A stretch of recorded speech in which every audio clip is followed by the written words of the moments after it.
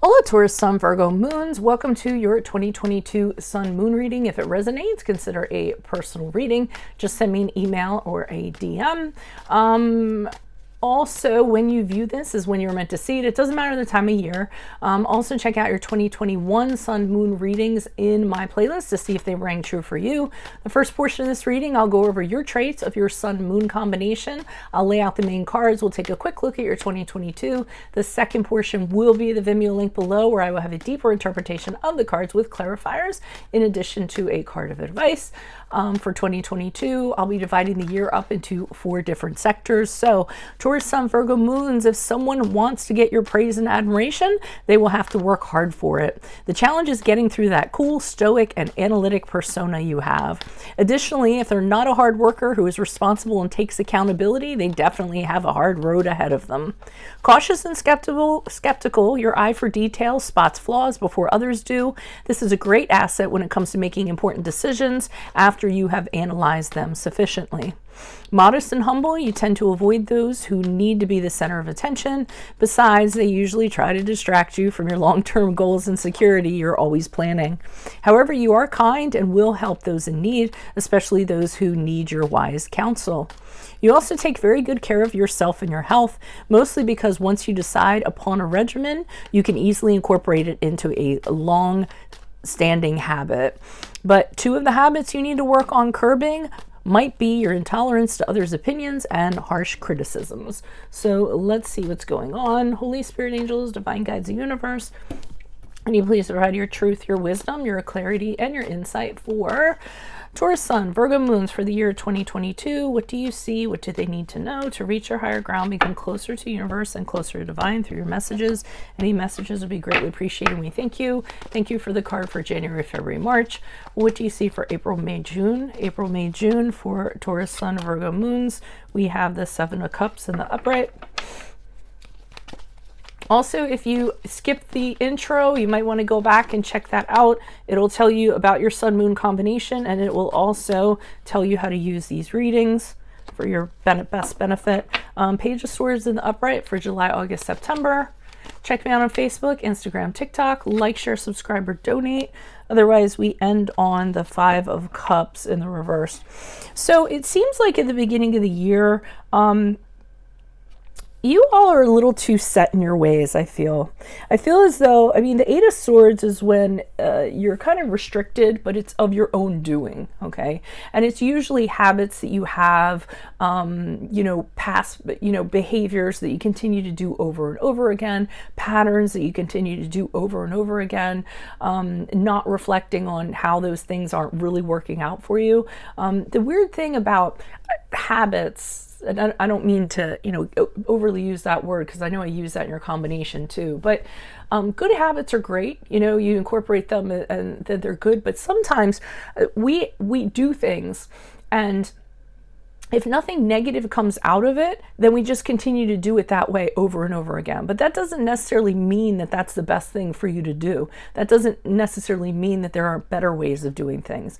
And I'm feeling as though that's kind of where you get stuck. You have something and nothing kind of happens, and you say, okay, well, nothing happened, so it's safe. So I'm going to do that the same way every single time because I know it's going to get me the same result. But is it going to get you the best result that it can? So I feel like you need to have an evaluation in January, February, March about, rituals, habits, things that you're adhering to that, yes, they're safe. Yes. They worked, they seem to work, but how well are they really working? Is there a better way? Is there a better way to go about things that are going to have you reach your higher ground and benefit you and help you become the best version of yourself? So just some things kind of to consider there.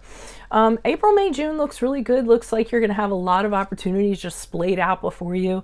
It could be a choice of a lot of different, love interests. It could be a choice of different career paths. Could be a choice of different investments. Make sure you don't kind of invest in anything until you make sure you research it fully, you know, whether it be a person or whether it be a thing. Definitely don't throw money into it, okay?